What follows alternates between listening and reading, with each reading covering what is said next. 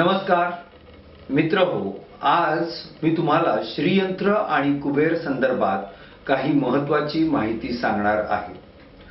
श्रीयंत्र म्हणजे काय? तर आपल्या भारतात आपल्या प्राचीन ऋषीमुनींनी अनेक प्रकारची यंत्र निर्माण केलेली आहेत। या यंत्रांच्या माध्यमातून विशिष्ट प्रकारची ऊर्जा निर्माण होत असते, जी मानवाच्या कल्याणार्थ काम करत असते। किंबहुना अनेक वेळा माणसं अनेक समस्यांनी ग्रस्त असतात आणि मग आपण त्या समस्यांवर मात करण्यासाठी अनेक वेगवेगळे प्रयत्न करत असतो। याच प्रयत्नांचा एक भाग म्हणजे अध्यात्माच्या माध्यमातून आपल्या समस्यांचं निवारण। आणि यासाठी अध्यात्मातील अनेक वेगवेगळ्या ज्या पद्धती आहेत, त्यातील एक पद्धत जी अत्यंत प्रभावशाली आहे ती म्हणजे यंत्र आणि मंत्र साधना। या यंत्रांमध्ये हजारो प्रकारची यंत्र अस्तित्वात आहेत आणि त्या सर्व यंत्रांचा राजा ज्याला म्हणतात ते यंत्र म्हणजे श्रीयंत्र। श्रीयंत्राला सर्व यंत्रांचा राजा का म्हणतात? तर याचं कारण असं आहे की श्रीयंत्र हे आदिशक्तीचं शक्ती केंद्र आहे। आदिशक्ती म्हणजे महाकाली, महालक्ष्मी आणि महासरस्वती।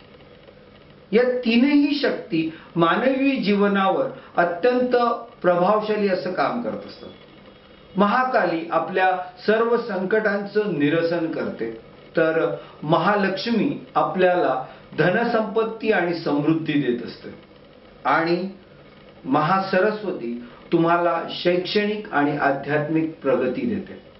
मग विचार करा की संकटांचं निरसन झालं, धनसंपत्ती प्रसिद्धी मिळाली आणि शिक्षण आणि अध्यात्म मिळालं, तर या व्यतिरिक्त मानवी जीवनात आणखीन उरतं ते काय?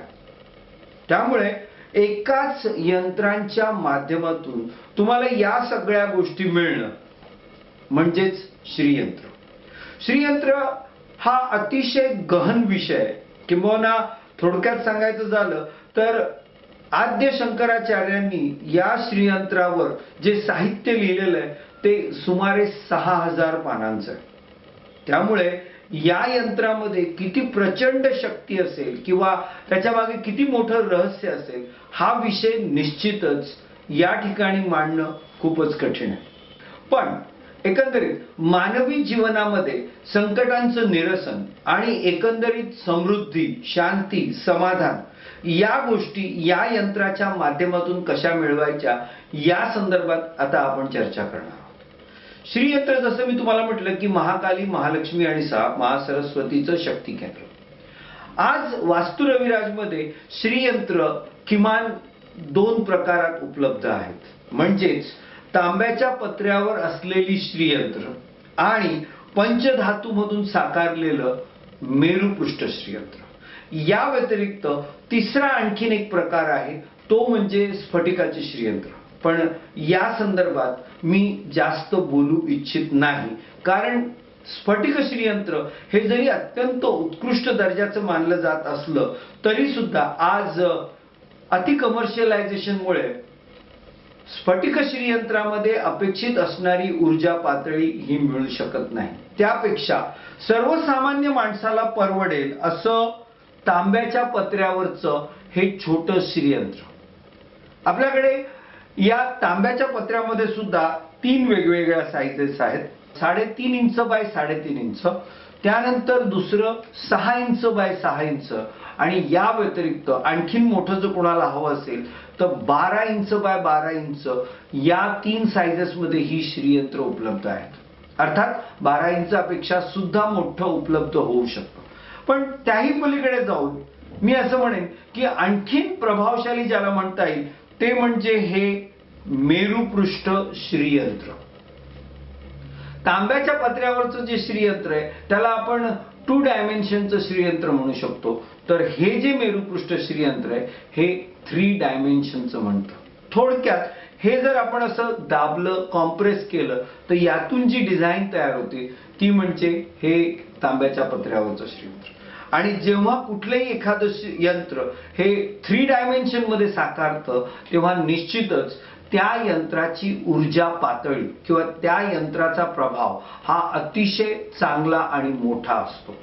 त्यामुळे ज्यांना जास्त ऊर्जा हवी त्यांच्यासाठी जास्त प्रभावशाली, आणि मग जास्त प्रभावशाली मध्ये सुद्धा या यंत्राच्या किमान अनेक वेगवेगळ्या साईजेस आहेत. म्हणजे हे सुद्धा मी असं म्हणेन की 3 इंच बाय 3 इंचाचं श्रीयंत्र आहे, पण याला आपण छोटं श्रीयंत्र म्हणू.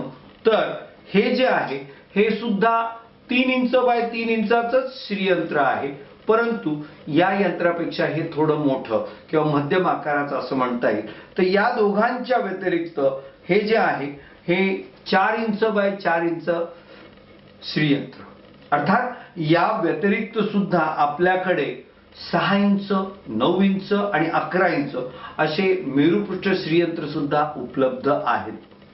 वास्तुरविराजच्या श्रीयंत्राची सगळ्यात महत्वाची खासियत म्हणजे ही सर्व यंत्र ही सिद्ध केलेली असतात.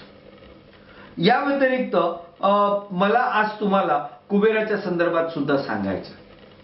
सर्वसामान्यपणे लोकांचा एक असा ग्रह आहे की श्रीयंत्र म्हणजे फक्त लक्ष्मी यंत्र, पण तो ग्रह मी आता ऑलरेडी क्लिअर केलाय की केवळ लक्ष्मीच नाही तर महाकाली आणि महासरस्वती सुद्धा आहे. पण जनरली आपल्याला सर्वांना सर्वात पहिले काय हवं असतं तर लक्ष्मी, धनसंपत्ती. त्यामुळे सर्वसाधारणपणे आपण सर्वजण श्रीयंत्राची उपासना किंवा पूजा अर्चा ही धनप्राप्तीच्या उद्देशाने जास्त करतो.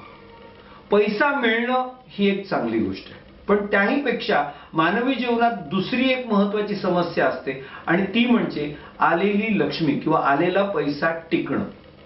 आणि मग या ठिकाणी तो टिकण्याच्या दृष्टिकोनातून किंवा तुमची धनसंपत्ती स्थिर होण्याच्या दृष्टिकोनातून कुबेराचं महत्व अत्यंत जास्त महत्वाचं आहे किंवा कुबेर हा अत्यंत महत्वाचा आहे. कुबेराची ओळख सांगायची झाली तर देवी लक्ष्मीचा हा 3ऱ्या क्रमांकाचा मुलगा आहे.